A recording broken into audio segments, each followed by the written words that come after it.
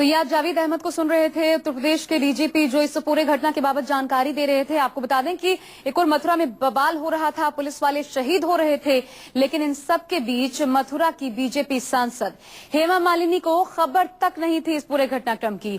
हेमा अपने Twitter account पर shoot की फोटो अपलोड कर रही थी, लेकिन यही फोटो है वो जो हम आपको दिखा रहे हैं। लेकिन जब इस पर सवाल उठने लगे तो हेमा मालिनी ने अपने ट्विटर अकाउंट से ये फोटोज डिलीट कर दी और अब जाकर लिखा है कि उन्हें पूरे मथुरा की घटना के बारे में पता चला है। वो मथुरा की घटना से दुखी हैं, जरूरत पड़ी तो वो मथुरा जाएंगी। जरूरत पड़ी, ये आप अंदाजा लगाइए, ये जोड़ देती हैं, जरूरत पड़ी तो वो मथुरा जाएंगी। आखिर कब जरूरत उनको महसूस होगी? 24 लोगों की जान जा चुकी है, 23 पुलिस वाले अभी आप डीजीपी को सुन रहे थे, अस्पताल में भर्ती हैं, उनका इलाज चल रहा है। 2 जो अधिकारी हैं उनकी शहादत इस पूरे घटनाक्रम में हो गई, एक एसओ और दूसरे सिटी एसपी।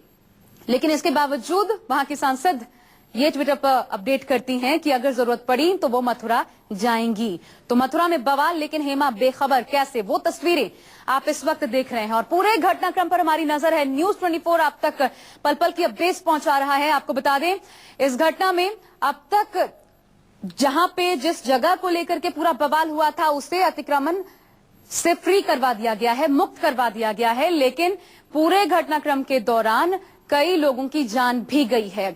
उपद्रवियों ने खुद आग लगाई। डीजीपी जावेद अहमद ये कह रहे हैं कि उन्होंने खुद ही आग लगाई थी। शुरुआत में जानकारी ये भी आ रही थी कि मुआयना करने के लिए, वहां बातचीत करने के लिए, स्थिति को समझने के लिए पुलिस की टीम गई थी और इसलिए पूरी तैयारी नहीं थी। कोऑर्डिनेशन की क्या कमी थी? जो मुकुल द्विवेदी थे उनकी जान गई है तो परिवार पहले ही राज्य सरकार पर आरोप लगा रहा है। लेकिन हेमा मालिनी अपने आप में सवाल उठ जाते हैं। जनप्रतिनिधि होने के नाते जरूरत पड़ी ये शब्द ही नहीं आना चाहिए था, लेकिन उनके ट्विटर अकाउंट पर ऐसा आना अपने आप में दुखद है। रमन कुमार हमारे संवाददाता ज्यादा जानकारी के साथ जुड़ गए हैं। रमन, आपने सुना जो ट्वीट हेमा मालिनी ने किया है कि जरूरत पड़ी तो वो मथुरा जाएंगी, दुख जरूर जता रही है, लेकिन जरूरत पड़ी, क्या ये अपने आप में सवाल नहीं उठाता कि आपके लिए जरूरत कब होगी? 24 लोगों की कुल मिलाकर के अब तक मौत हो चुकी है, फिर भी उनके लिए जरूरत अभी नहीं आई है शायद। बिल्कुल, आप सही कह रही हैं कि मथुरा से सांसद होने के नाते उनकी जिम्मेदारी बाकी लोगों से कहीं ज्यादा बढ़ जाती है और इतनी गंभीर घटना होने के बाद हेमा मालिनी को खुद ही पहुंचना चाहिए था, लेकिन उन्होंने ट्वीट करके कहा कि जरूरत पड़ी तो मैं पहुंचूंगी।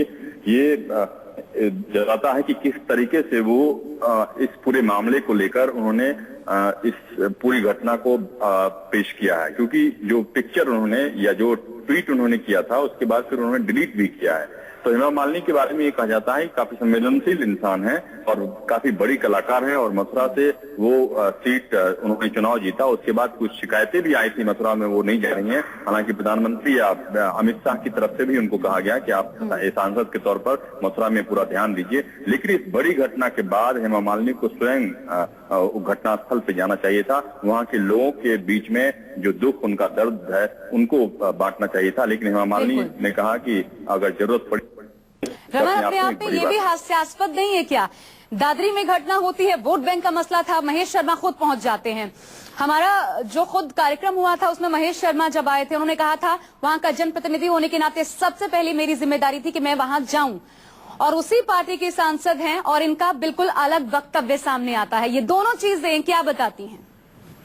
इन दोनों चीजों से आप इस बात का भी एहसास लगा सकती हैं कि हेमा मालिनी को हो सकता है कि वहां के जो बीजेपी के स्थानीय नेता हैं उन्होंने ये कहा होगा कि अभी फिलहाल तुरंत आना आपको सही नहीं होगा, क्योंकि जो घटना हुई है उस घटना के पीछे बड़े ताकतवर लोग हैं और कहीं न कहीं हेमा मालिनी को इस बात का अंदाजा है कि अगर उनके वहां जाने से एक विशेष समुदाय के लोग नाराज होते हैं तो उनके वोट बैंक पे भी इसका असर पड़ सकता है। इसीलिए हेमा मालिनी को इस वक्त राजनीति के बारे में सोचने के बजाय सीधे मथुरा जाकर वहां के लोगों से मिलना चाहिए, उनकी पीड़ा को, उनके दुख दर्द को बांटना चाहिए था। और उम्मीद यही करते हैं कि आवाज पहुंच रही होगी, कम से कम जनप्रतिनिधि होने के नाते वो जरूर करेंगी। बहुत बहुत शुक्रिया आपका रमन।